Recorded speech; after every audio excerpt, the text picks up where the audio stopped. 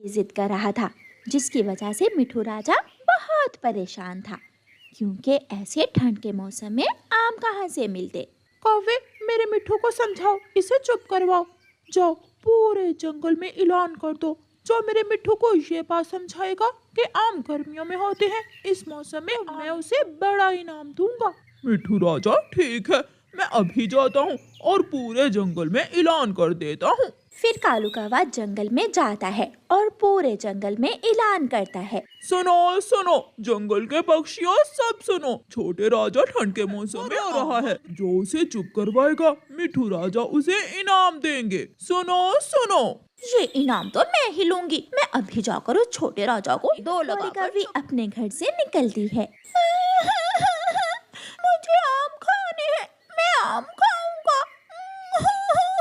छोटा राजा ऐसे रो रहा था। गोरी कौवी वहाँ जाती है। राजा जी, मैं छोटे मिठू को थोड़ी देर अलग ले जाऊं? हाँ कौवी, लेकिन मेरे बेटे को किसी तरह चुप करवाओ, ये सुबह से रोए जा रहा है। गौरी कौवी छोटे राजा को आती है। छोटे राजा, चुप कर जाओ, आम का फल गर्मियों में होता है। अगर दोबारा आम मांगा तो मैं तुम्हें बिल्ली के आगे फेंक दूंगी। क्या बिल्ली मुझे आम देगी? अगर बिल्ली मुझे आम देगी तो आप मुझे बिल्ली के पास ले जाए, तो बिल्ली तुम्हें खा जाएगी। पापा पापा, ये कौवी मुझे बिल्ली के पास ले जाएगी। मुझे बचाओ, मुझे बचाओ। छोटा मिठू रोता हुआ अपने पापा की तरफ जाता है। कौवी, काली कौवी, जाओ, भाग जाओ यहाँ से। तुमने तो मेरे बेटे को। राजा जी, एक बार फिर से कोशिश करने दो मुझे। लेकिन मिठू राजा गोरी कौवी को वहाँ से भगा देता है। अगर मैंने छोटे राजा को चुप करवा दिया तो बड़ा इनाम मिलेगा और मैं आराम से अपने बच्चों को पाल सकूंगी। मैं जाती हूँ और जाकर कोशिश करती हूँ। लूसी कबूतरी भी जाती है। वो छोटे मिठू को कहानी सुनाती है। एक बार एक बच्चे ने ठंड के मौसम में आम खा लिया था और वो गंजा हो गया। इसलिए तुम कभी भी ठंड के मौसम में आम मत खाना। उस बच्चे ने आम कहाँ से लिया था? मैं भी लूंगा, मैं आम खाऊंगा। जहाँ से उस गंजे बच्चे ने आम लिया था, मुझे भी वहाँ ले जाओ। छोटा मिठू और भी रोने लगता है। तभी रानो चिड़िया वहाँ आ जाती है। राजा, छोटे मिठू को अपने साथ ले जाना चाहती हूँ ताकि मैं इसे जंगल के पेड़ पौधों के बारे में बता सकूं। ठीक है, सिपाही चिड़िया के पीछे पीछे जाओ और चिड़िया ले जाओ, तुम छोटे राजा को अपने साथ ले जाओ। चिड़िया छोटे राजा को अपने साथ ले जाती है। चिड़िया सबसे पहले अमरूद के पेड़ के पास जाती है। छोटे मिठू, ये अमरूद का पेड़ है। इस पर ठंड के मौसम में फल लगते हैं और ये फल बहुत मीठा और स्वादिष्ट होता है। मुझे आम चाहिए, मुझे अमरूद पसंद नहीं है। मैं अमरूद नहीं खाऊंगा। ठीक है, आप मेरे साथ चले। फिर रानो चिड़िया छोटे मिठू को संतरे के पेड़ के पास ले जाती है और चिड़िया संतरे के पेड़ से कहती है, पेड़ पेड़, क्या तुम्हारा फल मीठा है? हाँ, मेरा फल बहुत मीठा है और मुझ में ज्यादा मात्रा में पानी है। जब ठंड के दिनों में पक्षी पानी कम पीते हैं तो मेरा फल उनके शरीर में पानी की कमी को दूर करता है। मुझे खाने से पक्षी गोरे चिट्टे हो जाते हैं। पानी तो मैंने भी कल से नहीं पिया। तो फिर आप भी एक संतरा खा लें, कहीं ऐसा ना हो कि आपके शरीर में भी पानी की कमी हो जाए। छोटा मिठू उस पेड़ से एक संतरा तोड़कर खा लेता है। अब आप मेरे साथ चलो। हाँ, मुझे आम के पेड़ के पास लेकर जाइए, मैं आम ही खाऊंगा। छोटे राजा रुके, अभी मैं आपको एक ऐसे पेड़ के पास लेकर जाऊंगी जिसका फल अंदर से लाल होता है। उसे खाने से शरीर में खून बनता है। ऐसा कौन सा फल है? फिर रानो चिड़िया छोटे मिठू को अनार के पेड़ के पास ले जाती है। उस पेड़ पर पके हुए लाल लाल अनार लगे हुए थे। क्या आप ये फल खाना पसंद करोगे? नहीं, मैं तो आम ही खाऊंगा। ये सुनकर अनार का पेड़ रोने लगता है। मैंने पूरे गर्मी के मौसम में मेहनत की, इतना पानी जमा किया कि मैं ठंड के मौसम में आप पक्षियों के लिए मीठा रस बना सकूं। मुझे इंतजार था कि जब ठंड आएगी और पक्षी मेरा फल खाने आएंगे। दोस्त छोटे राजा, मेरा फल बहुत मीठा है, मुझे आम के पेड़ के पास ले जाइए। छोटा राजा अपनी जिद पर था, इसलिए चिड़िया छोटे राजा को आम के पेड़ के पास ही ले जाती है। हम आपके आम खाने आए हैं, क्या आप छोटे राजा को आम दे सकते हो? मेरा फल गर्मियों के मौसम में होता है, क्योंकि मेरे फल को पकने के लिए गर्मी और धूप की जरूरत होती है। लेकिन मैं खाऊंगा, मुझे आम ही खाना है। मैंने अपना एक आम का फल पत्तों में छुपा कर रखा हुआ है, क्या आप उसे खाना पसंद करोगे? ये सुनकर छोटा राजा खुश हो जाता है। हाँ जरूर, मैं आम खाऊंगा, मुझे जल्दी से आम का फल दे दे। फिर वो पेड़ अपने पत्तों में छुपाया हुआ एक आम का फल निकालता है। लो, ये आम का फल आप खा लो। ये तो हरे रंग का है, मैं तो पीले रंग का पका हुआ आम खाऊंगा। लेकिन राजा जी, जब धूप होगी, गर्मी होगी, तो फिर ही ये आम का फल पककर पीला होगा, इसलिए ठंड के मौसम में आपको ऐसा ही आम मिलेगा। छोटा राजा वो कच्चा आम लेकर अपनी चोंच मारता है। ये तो बहुत खट्टा है, बेस्वाद है ये आम का फल।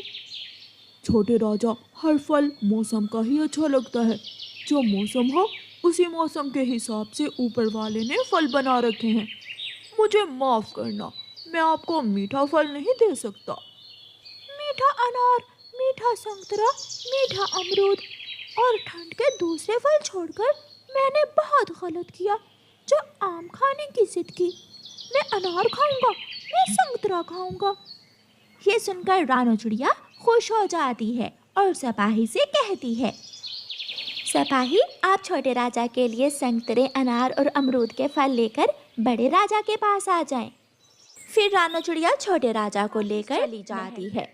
पिताजी माफ करना, चिड़िया आंटी मुझे एक एक पेड़ के पास लेकर गई और मुझे मालूम हुआ कि संतरा ठंड में क्यों होता है, अनार का पेड़ कितनी मेहनत से हमारे लिए मीठे अनार बनाता है और अमरूद का फल कितना स्वादिष्ट होता है। मैंने आम मांगा और आम का तो मौसम ही नहीं है। फिर सिपाही मीठे फलों की टोकरी भरकर ले आता है और छोटा राजा मजे मजे से अनार और संतरे खाने लगता है। चिड़िया, आपका बहुत बहुत शुक्रिया जो आपने मेरे बेटे को जंगल के दोनों पड़ोसी थे, दोनों के घर पास पास ही थे। चिड़िया और कौवा दोनों ने अपने अपने घरों के पास ही अपनी अपनी प्याज की फसल लगाई हुई थी। कालू, देखो तो वो छोटी चिड़िया कैसे काम कर रही है, दोपहर को भी आराम नहीं करती। और तो और इसकी वो पिद्दी सी बेटी भी इसके साथ पूरा काम करवा रही है। जो भी कर ले, फसल तो मेरी ही अच्छी होगी, चिड़िया से ज्यादा मुनाफा कमाऊंगी मैं। मम्मा, अब घर चले, बाकी का काम कल करेंगे। हाँ बेटी, अब हमारी प्याज की फसल तैयार होने ही वाली है, कुछ ही दिनों बाद हम अपनी फसल काट कर मंडी में बेच देंगे। वो माँ बेटी घर चली जाती हैं। गोरी देख रही थी, जैसे ही चिड़िया और उसकी बेटी घर जाती हैं, गोरी अपनी फसल से निकाली हुई जड़ी बूटियाँ चिड़िया की फसल में गिरा देती है। छोटी चिड़िया मुकाबले करती है मुझसे, जो भी कर ले जीतूंगी तो मैं ही। गोरी, चिड़िया के प्याज बहुत मोटे मोटे हैं और हमारे इतने इतने से हैं। हमें चिड़िया की फसल खराब करने के लिए कोई बड़ा काम ही करना होगा।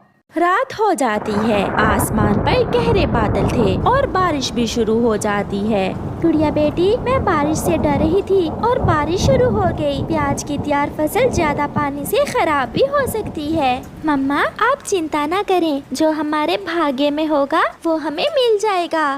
कालू जी, चिड़िया का खेत हमारे खेत से नीचे है या ऊपर?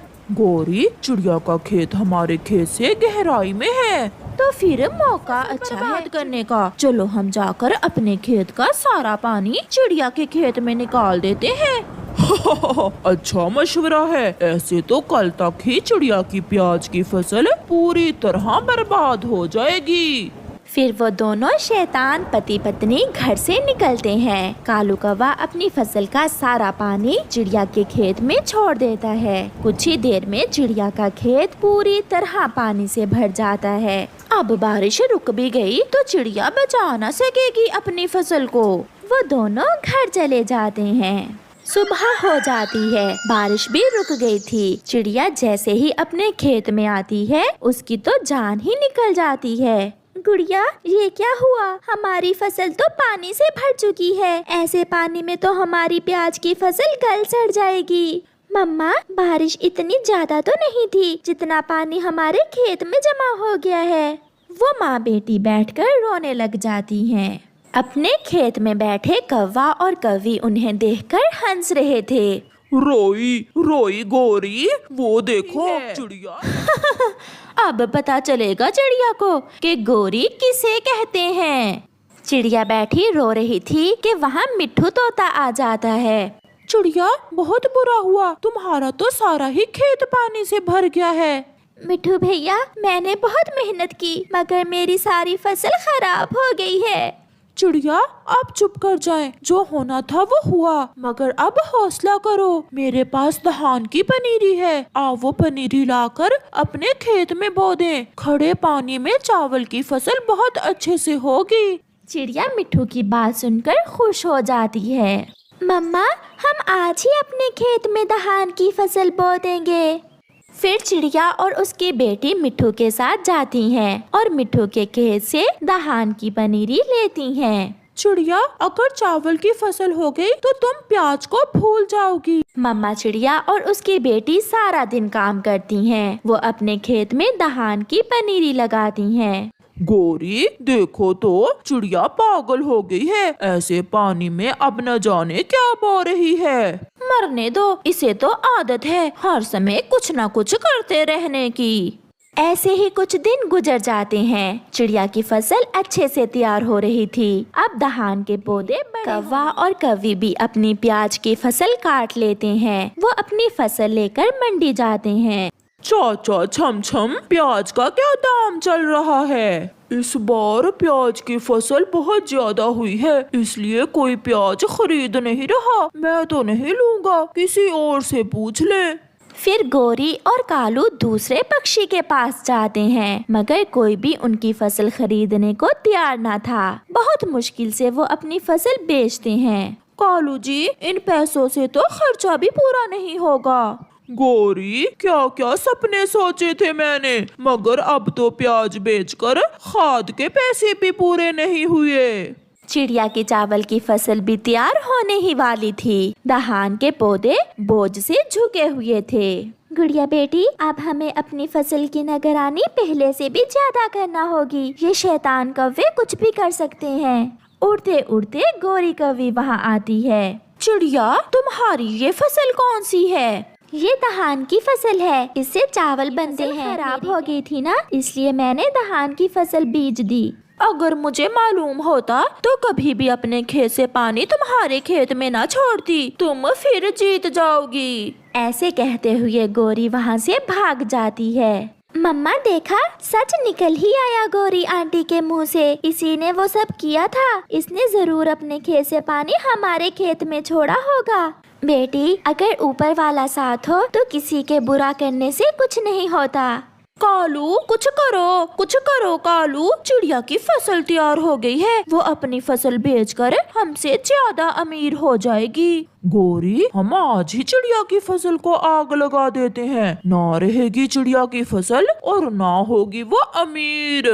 मेरा सुंदर पति, ये हुई ना बात। फिर रात को वो दोनों चुपके चुपके चिड़िया के खेत में जाते हैं। वो अभी खेत में जाकर बैठे ही थे कि पीछे से चिड़िया बड़ा है और कौवे और कौवी को मारना शुरू करती है। चिड़िया, छोड़ो छोड़ो, ना मारो हमें, हम तो तुम्हारी फसल देखने आए थे कि पकी है या कच्ची।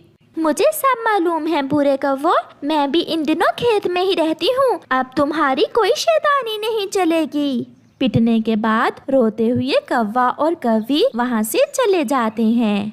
कुछ दिनों बाद चिड़िया अपनी फसल काट लेती है। उसकी फसल बहुत महंगे दामों बिकती है और चिड़िया को अच्छा मुनाफा होता है।